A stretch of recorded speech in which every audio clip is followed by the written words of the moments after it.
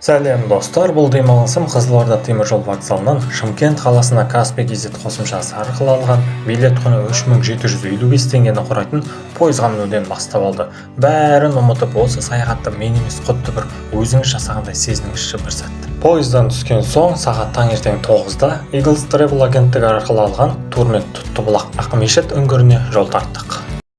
Біздің кезекті сапарымыз енді Тұттыбұлақ сарқырамасы мен Ақмешіт үңгірінде өрбейтін болады. Бізбен бірге болыңыздар. Осы видеоның соңына дейін барлық процестерді бірге тамашалайтын боламыз.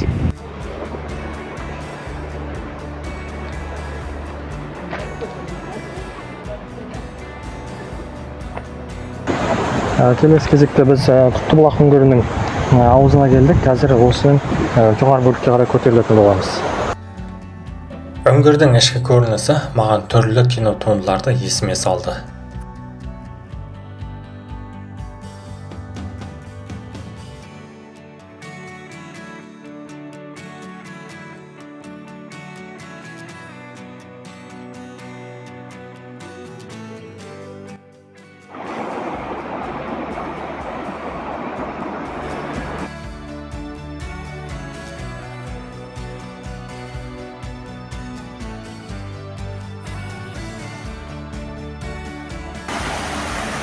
Керемет табиғат.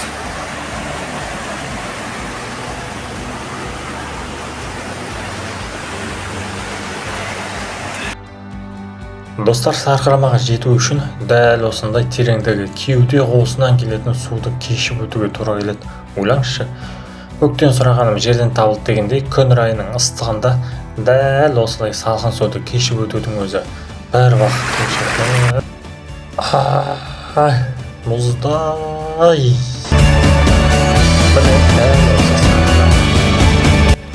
Салқын суға түсіп шыққаннан кейін біз бұл кәуап бізді тур бағасының ішіне кірді және тау шөптерінен дайындалған шай іштік. Дәмі деген енді супер ғой, супер. Келесі кезекте біз Ақмешіт үңгіріне жол тарттық. Көріп отырғандарыңыздай, бұл үңгірдің сыртқы көрінісі. Тұттыбұлақтан жол ұзақтығы шамамен 20-30 минутты құрайды.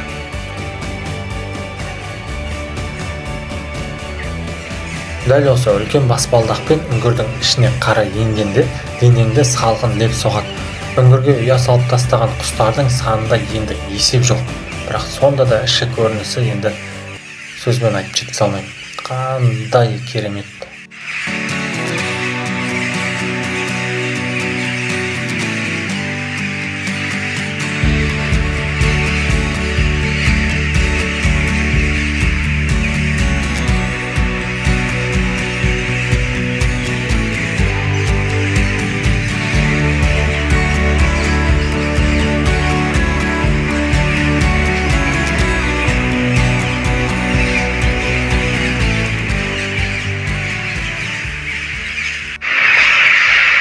Біз қазір келесі Ақмешіт үңгіріне келіп жеттік.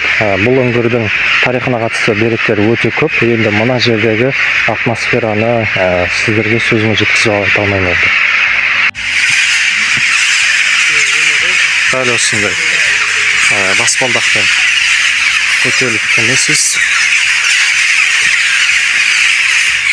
және көтеріліп шығамыз.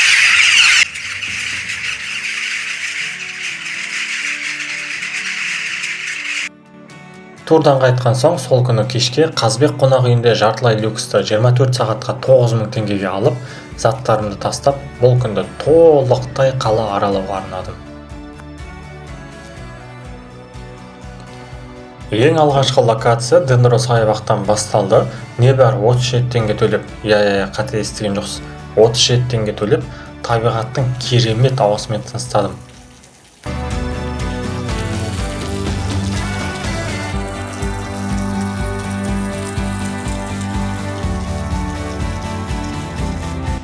Одан кейін Мақаш ата мейрамханасынан 2717 теңгеге түскі астандым.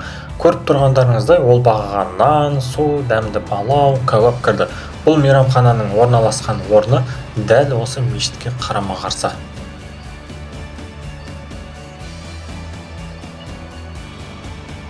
Шымкент жануарлар бағы 1979-1981 жылы қазақтың көрнекті әрі социалистік еңбек ері Асанбай Асқарұлы Асқаровтың тікелей бастамасымен және жеке басшылығымен құрылған екен. Билет құны ересектерге 800 теңгені құрайды. Қазір осы баққа кіріп жануарлармен танысатын боламыз. Жануарлардың сан түрі бар бұл саябақта олармен бетпе-бет келгенде керемет әсер аласың. Ал мына аю алдымнан шыға келгенде басқаша күй кештім, шынымды айтайын.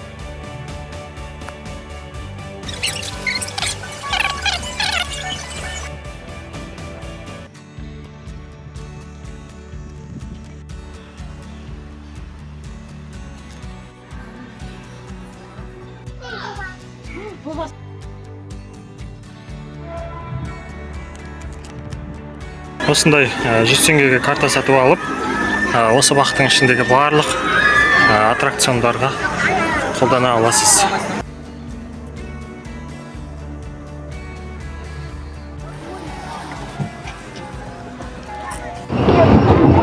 Abi, teşekkür ederim. Демалыс саябағында аттракциондарға мініп, Түрік ағаның балмұздағын жеп алған соң, сол күні түнгі 12:00-де Қырғызстан қайдасың деп Рома Travel'дың 24.990 теңгелік бір күндік турына жол тарттық. Қырғызстан шекарасынан өткен соң мен 25.000 теңгеге айырбастау пунктінде шамамен 4.500 сом алдым. Ол жетіп артылып қалды. 287 сомға таңғы астанып, Fly Jump орналасқан локацияға жол тарттық.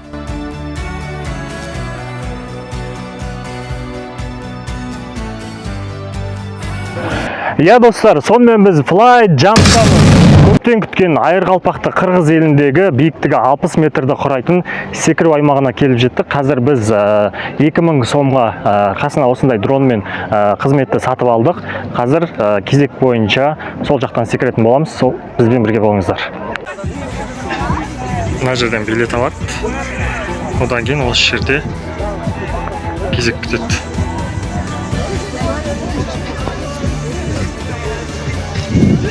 Достар, бізде Fly Jump'тың екі қызмет түрі көрсетіледі. Ол біріншісі GoPro, яғни сізді үстіңізден алады. Ол бізде құны 200 сомды құраса, және екіншісі дрон, яғни сізді түрлі ракурстан түсіреді. Оның құны бізде 400 сомды құрайды.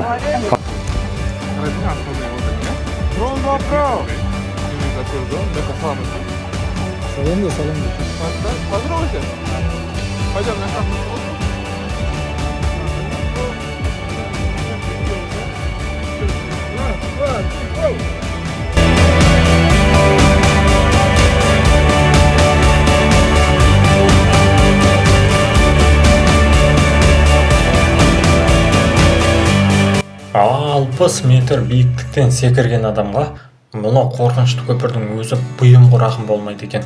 Бұлай қарап тұрсаң, шынымен қорқынышты, өйткені бір үзіліп кететін сияқты.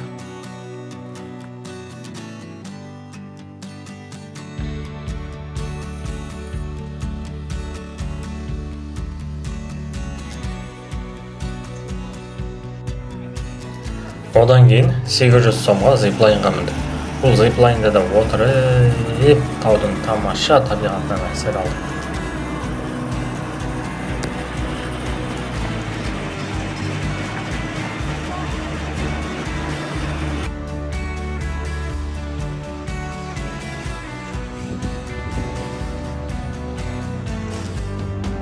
Сөйтіп Қырғызстанға бір күндік турда аяқталып, Нават атты мейрамханадан 500 сомға түскі астандық.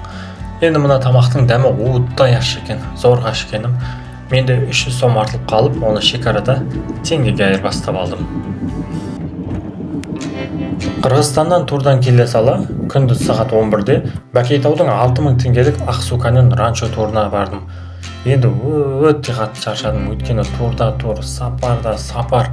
Бірақ енді орысша айтқанда приятный усталость дейді ғой. Сонда бір қажысам да өзімді бір жайлы сезіндім.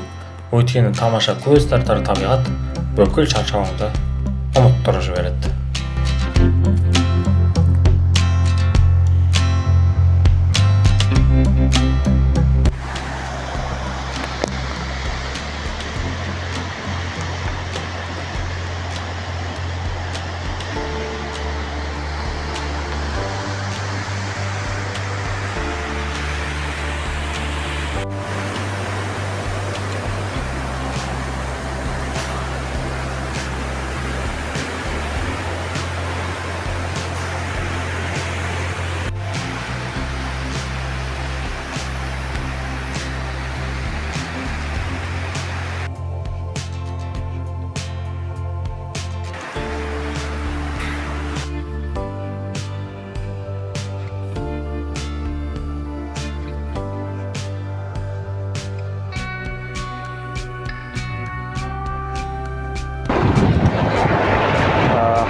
достар, сіздер үшін контентті судың ортасында кешіп көргім келеді, бірақ судың ағысы алып кете жаздады абайсызда.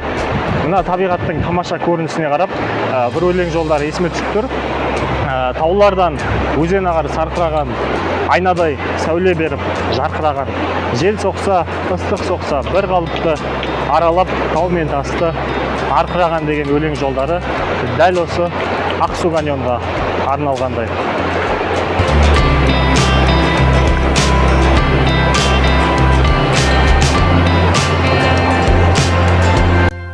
Ақсу каньонға жеткенше осындай жолда жүріп өтуге тура келеді. Жолда сан түрлі өсімдіктер, бұлақты кезіктіресіз.